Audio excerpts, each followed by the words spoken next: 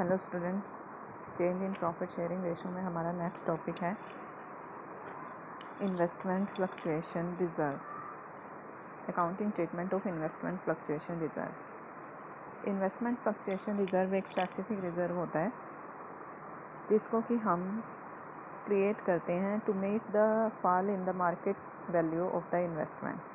जो हम investment purchase करते हैं उसको हम बैलेंस शीट में एट कॉस्ट शो करते हैं, बट मार्केट में उसकी वैल्यू, इन्वेस्टमेंट की वैल्यू सेम नहीं रहती, वो फ्लक्चुएट होती रहती है। मीन्स कम या ज़्यादा हो सकती है उसकी वैल्यू।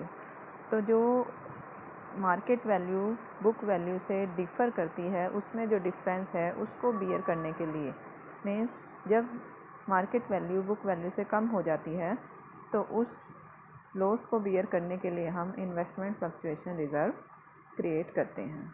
अब इसकी अकाउंटिंग ट्रीटमेंट क्या होगी at the time of change in profit sharing ratio, तो उसके बारे में अब हम डिस्कस करेंगे। Certain cases are there. First आप स्लाइड में देख सकते हैं, when book value and the market value of investment is same. जब बुक वैल्यू और मार्केट वैल्यू सेम है, देखिए हम एक एग्जांपल की हेल्प से इसको करेंगे। आपको इन्वेस्टमेंट, सबसे पहले बात है कि आपको इन्वेस्टमेंट फ्लक्चुएशन फंड मिलेगा कहाँ पर। बैलेंस शीट में दो साइड हमारी लायबिलिटी, एसेट्स। एसेट साइड में हमें इन्वेस्टमेंट शो करते हैं किस प्राइस पर, कॉस्ट प्राइस पर, और लायबिलिटी में होगा हमारा इन्वेस्टमेंट फ्लक्चुएशन रिजर्व, IFR। क्योंकि ये रिज़र्व है तो रिज़र्व तो लायबिलिटी साइड में ही होता है। इधर हो गई cost per, at cost per. नीचे एडिशनल इन्फॉर्मेशन में हमें बुक वैल्यू दी होगी, इन्वेस्टमेंट नीचे इन्फॉर्मेशन में हमें दी होगी मार्केट वैल्यू। तो मार्केट वैल्यू को हमने कंपैरिजन करना है सबसे पहले किससे, कॉस्ट वैल्यू से, कॉस्ट प्राइस से। सपोज़ किया कि हमारी इन्वेस्टमेंट फ्लक्चुएशन रिज़र्व क्वेश्चन में 33,000 दिया हुआ है और जो इन्वेस्टमेंट की कॉस्ट है वो 5 लाख है। तो फर्स्ट केस हम करेंगे when there is no other information, या फिर कह सकते हैं कि market price is equal to cost price. First case हमारा, first case when the market value is equal to cost value, means कि जो मार्केट वैल्यू हम कॉस्ट वैल्यू हमारी बैलेंस शीट में कितनी हमने लिखी थी, अभी 5 लाख दी हुई है, वो मार्केट वैल्यू भी 5 लाख है। तो उस केस में जो हमारा रिज़र्व है, IFR है 30,000 का, क्या ट्रीटमेंट करेंगे हम, पूरा का पूरा रिज़र्व जो कि जनरल रिज़र्व की ट्रीटमेंट हुई है वही ट्रीटमेंट हम करेंगे। पूरा का पूरा reserve old partner old ratio में डिस्ट्रीब्यूट कर देंगे। तो हमारी जनरल एंट्री क्या हो जाएगी, IFR account debit to in old partner. Old partner एक भी हो सकते हैं, दो भी, तीन भी, जितने दिए हुए हैं क्वेश्चन में। सपोज किया 2 पार्टनर हैं तो A capital account, B capital account, B is capital account, और रेशो हमने मान ली ओल्ड रेशो इक्वल है। तो हमारी एंट्री हो जाएगी investment fluctuation reserve account debit to A is capital to B is capital 15,000 और 15,000। तो ये हमारा फर्स्ट केस हो गया, when market value is equal to the cost value. तो सारा का सारा हमें, क्योंकि कोई लॉस हुआ नहीं तो इसलिए उस लॉस को इन्वेस्टमेंट फ्लक्चुएशन रिजर्व में से कवर नहीं किया, पूरा का पूरा इन्वेस्टमेंट फ्लक्चुएशन रिजर्व जो है वो हमने डिस्ट्रीब्यूट कर दिया to the partner. Second case हमारा आता है, if the market value of investment is less than the book value. Market value is less than the book value. अब गिवन क्वेश्चन के अकॉर्डिंग हमारी बुक वैल्यू दी हुई है 5 लाख। हमने मार्केट वैल्यू सपोज किया, मान लिया इससे कम कितने भी मान सकते हैं हम, मान लिया 4,50,000, हमने मान लिया 4,90,000, मार्केट वैल्यू 4,90,000 हमने सपोज कर लिया। अब इस दोनों में मार्केट वैल्यू के कम होने के कारण हमें टोटल लॉस कितना बियर करना पड़ा, देखो बच्चों, हमें टोटल लॉस बियर करना पड़ा 10,000। हमारे पास इन्वेस्टमेंट फ्लक्चुएशन रिज़र्व है जिसका बैलेंस था 30,000। अब हम क्या करेंगे, इस लॉस को किस में से, इन्वेस्टमेंट फ्लक्चुएशन रिज़र्व में से बियर कर लेंगे और हमारे पास स्टिल इन्वेस्टमेंट फ्लक्चुएशन रिज़र्व 20,000 बच गया। अब हमारी एंट्री क्या हो जाएगी, investment fluctuation reserve account debit to investment जितनी वैल्यू कम हुई है to old partner capital account in old ratio. अब IFR कितना था हमारा, IFR हमारा था 30,000। इन्वेस्टमेंट की जितनी वैल्यू कम हुई वो हम लिखेंगे 10,000। मीन्स जब इन्वेस्टमेंट की वैल्यू 30,000 तक हम कवर करने तक हमारे पास है, तब तक हम क्या करेंगे, माइनस करके और रिमेनिंग पार्ट को इन्वेस्टमेंट फ्लक्चुएशन रिजर्व यदि बचता है तो उसको पार्टनर कैपिटल में डिवाइड कर देंगे। तो ये क्या आ जाएगी, इक्वल थी प्रॉफिट शेयरिंग रेशियो 10,000।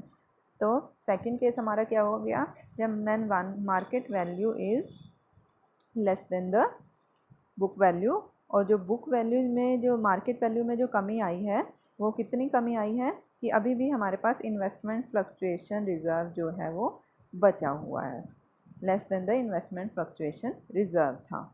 अभी इसमें एक और केस हम कर सकते हैं कि जब जो फॉल इन द वैल्यू है वो equal to the investment fluctuation reserve है। मान लो हमारी मार्केट वैल्यू जो है वो हो जाती है 4,70,000 और हमारी कॉस्ट वैल्यू जो थी वो कितनी थी, 5 लाख।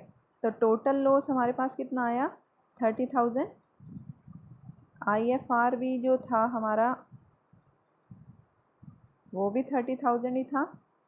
तो अब हमारे पास बैलेंस बचा 0, मतलब कि पार्टनर के लिए कुछ भी नहीं बचा। तो हम क्या करेंगे, एंट्री आ जाएगी IFR टू इन्वेस्टमेंट 30,000। एक और केस भी हो सकता है लेस देन का ही है, ये भी market value is less than the cost value. एक और केस हो सकता है जब मार्केट वैल्यू में, इसी केस में market value is less than the cost value, but market value अब इस केस में हमने मान ली 4,50,000 हो गई, कॉस्ट वैल्यू 5 लाख थी, हमारे पास लॉस आ गया 50,000, लॉस आया हमारे पास 50,000। बट बच्चों अभी यदि हमें देखें तो हमारे पास IFR जो था वो 30,000 का था। तो अब लॉस को हमें कवर करना है, लॉस को पहले हम कवर करेंगे IFR में से।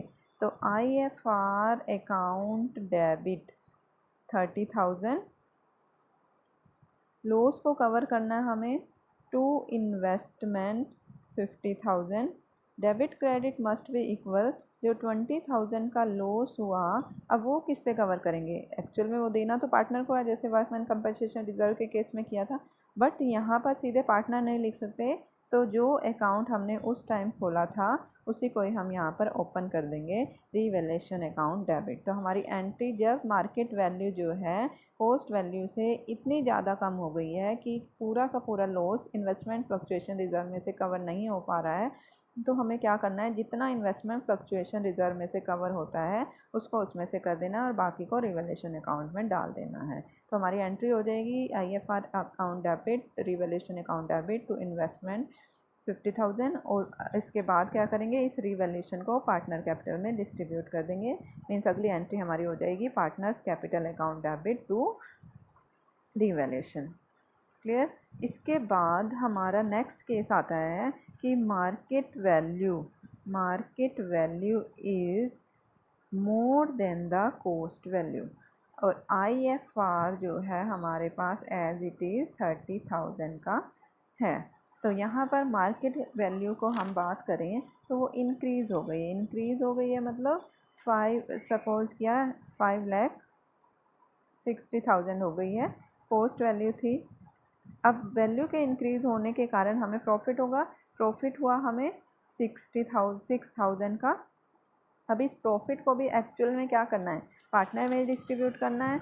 तो अब जैसे लॉस को सीधे पार्टनर में डिस्ट्रीब्यूट नहीं किया था, ऐसे ही हम इसके जो प्रॉफिट है उसको भी पार्टनर में डिस्ट्रीब्यूट सीधे नहीं करेंगे। हम क्या करेंगे, अब IFR तो पूरा का पूरा अकाउंट ऐसे का ऐसा पड़ा रहा, तो इसकी क्या एंट्री करेंगे, IFR तो पहले हम सबसे पहले ख़त्म कर देंगे ओल्ड पार्टनर ओल्ड रेशो में डिस्ट्रीब्यूट करके। मतलब एक एंट्री तो हमारी हो जाएगी 33 और इक्वल रेशो थी 15 फर्स्ट एंट्री हमारी हो जाएगी। उसके बाद आता है इस प्रॉफिट की बारी, तो इस प्रॉफिट के लिए हम क्या करेंगे, एक नया अकाउंट खोल देंगे that are called revaluation account. तो हमारी एंट्री जो हो जाएगी, सेकंड एंट्री होगी हमारी, वो क्या हो जाएगी, इन्वेस्टमेंट अकाउंट डेबिट, क्योंकि इन्वेस्टमेंट बड़ी है इसलिए इन्वेस्टमेंट को डेबिट कर देंगे, टू रिवैल्यूएशन अकाउंट 6000। और अगली एंट्री हमारी क्या हो जाएगी, इस रिवैल्यूएशन को हम पार्टनर्स कैपिटल में डिस्ट्रीब्यूट कर देंगे। Revaluation account debit to A's to B's capital 6000 3000 3000। तो ये करके हमारा जो है वो पार्ट इन्वेस्टमेंट फ्लक्चुएशन रिजर्व का हो जाता है। तो अब हमें ध्यान रखना है, ध्यान क्या रखना है कि जो मार्केट वैल्यू और कॉस्ट वैल्यू में यदि कम हो रही है तो कितनी कम हो रही है, और ये बढ़ रही है तो बढ़ने में तो सिर्फ यही 3 एंट्री हमें पास करनी है। ये हमें क्वेश्चन जो आपकी बुक में दिया हुआ है, ये केसेस हैं कुछ 28 नंबर क्वेश्चन है, इसके थ्रू भी हम डिस्कस कर सकते हैं। इन्वेस्टमेंट फ्लक्चुएशन रिजर्व 30,000 दिया हुआ था, इन्वेस्टमेंट एट कॉस्ट 5 लाख दी हुई है, there is no other information, कोई भी इंफॉर्मेशन नहीं दी गई है, सारा का सारा प्रॉफिट जो है रिजर्व जो है हम पार्टनर ओल्ड पार्टनर में डिस्ट्रीब्यूट कर दिया ओल्ड रेशो में।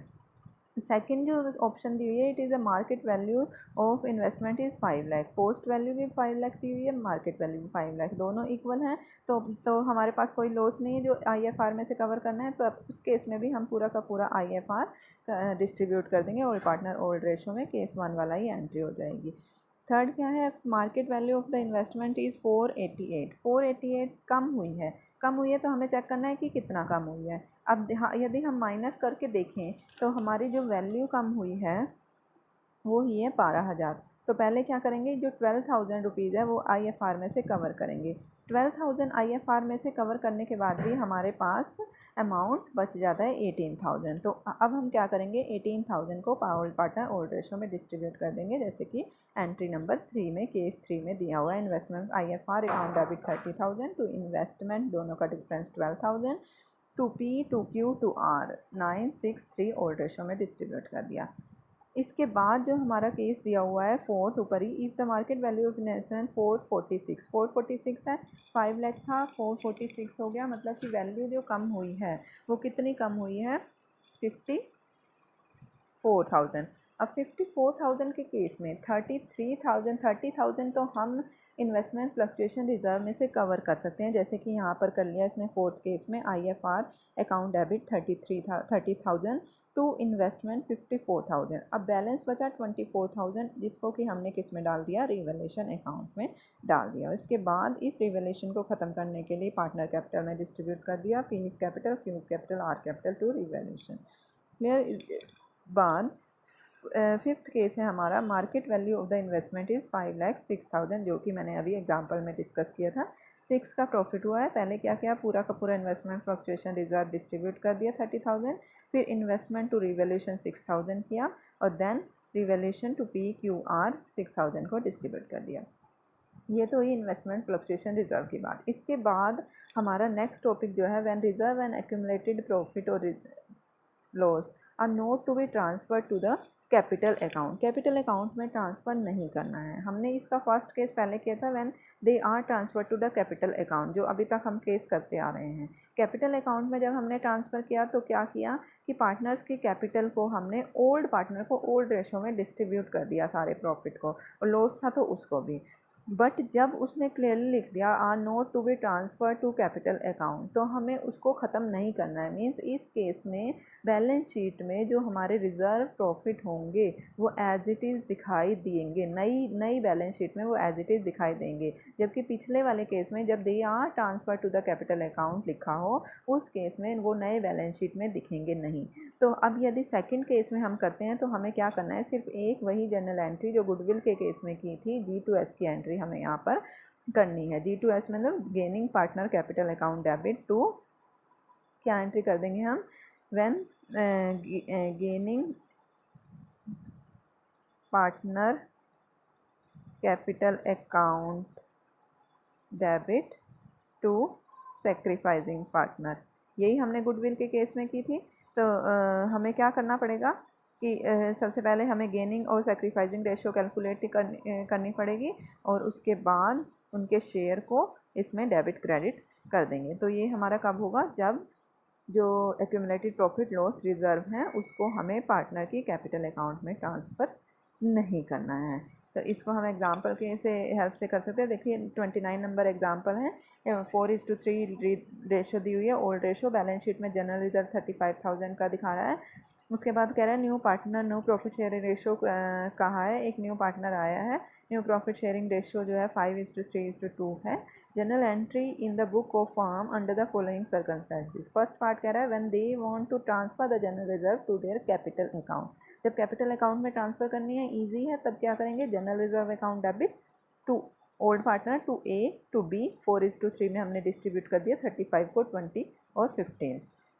सेकंड कह रहा है when they don't want to transfer the general reserve. Don't want to में हमें क्या करना पड़ेगा, ओल्ड रेशो लिखिए, न्यू रेशो लिखिए। उसके बाद ओल्ड और न्यू रेशो हमने कैलकुलेट कर लिया, सेक्रीफाइसिंग गेनिंग रेशो कैलकुलेट कर लिया। नया पार्टनर आया है, ऑब्वियसली वो बात है वो गेन ही करेगा, बाकी दोनों को सेक्रीफाइस करना पड़ेगा। हमारी G2S की entry save capital account debit A is capital account to B is capital हो जाएगी। और जो उसका शेयर आया है सेक्रीफाइसिंग गेनिंग रेशो का 35,000 का, उसका शेयर हमें निकाल कर 7,000, 2,500 और 4,500 ये आ जाएगा। किस केस में, when general reserve is not transfer to the capital account. इसके बाद 31 नंबर क्वेश्चन एक और है, वो देखिए बच्चों। ABC आज पार्टनर टू ओल्ड रेशो दी हुई है, न्यू रेशो भी दी हुई है। अब देखिए वो क्या कह रहे हैं, they are decided to record the effect of without affecting their book value. Affecting their book value का मतलब क्या है कि they don't want to record the they don't want to transfer in to the capital account. तो capital account में transfer नहीं करना है, इफेक्ट नहीं करना चाहते। तो अब जब इफेक्ट नहीं करना है, क्लियरली लिख दिया, तो हमें क्या करना है, G2S की एंट्री करनी है। बट इसके लिए हमें ये नहीं करना है कि हर उसके लिए जनरल रिजर्व है, profit and loss, advertise, suspense, अलग अलग एंट्री करनी है। हम क्या करेंगे, जो टोटल प्रॉफिट हैं, जैसे जनरल रिजर्व प्लस प्रॉफिट, उसको ऐड कर देंगे। उसमें से एडवर्टाइजमेंट सस्पेंस को माइनस कर दिया हमने, हमारे पास नेट इफेक्ट आ गया 45,000। अब उस 45,000 को हम G2S में, G2S क्या आया, सेक्रीफाइसिंग ए ने गेन किया है, सी ने सेक्रीफाइस। तो A is capital account debit to C is capital. 45,000 का 2/9 किया, 10,000 आ गया, इसको डिस्ट्रीब्यूट कर दिया। तो जब भी क्वेश्चन में एक से ज़्यादा चीज़ें दी हुई हैं, बैलेंस शीट बना के दी हुई हैं एक से ज़्यादा, तो हमें क्या करना है, पॉजिटिव को ऐड कर देना है, नेगेटिव को लेस कर देना है। और नॉट इफेक्ट लिखा है, विदाउट इफेक्टिंग लिखा है, not transfer in the capital account लिखा है, तो हमें क्या करना है, G2S कैलकुलेट करना है और G2S की में उसको जनरल एंट्री कर देनी है। तो इसके आज यही इधर तक ही करेंगे और इसके बाद हम रिवैल्यूएशन अकाउंट नेक्स्ट स्लाइड में करेंगे। Thank you.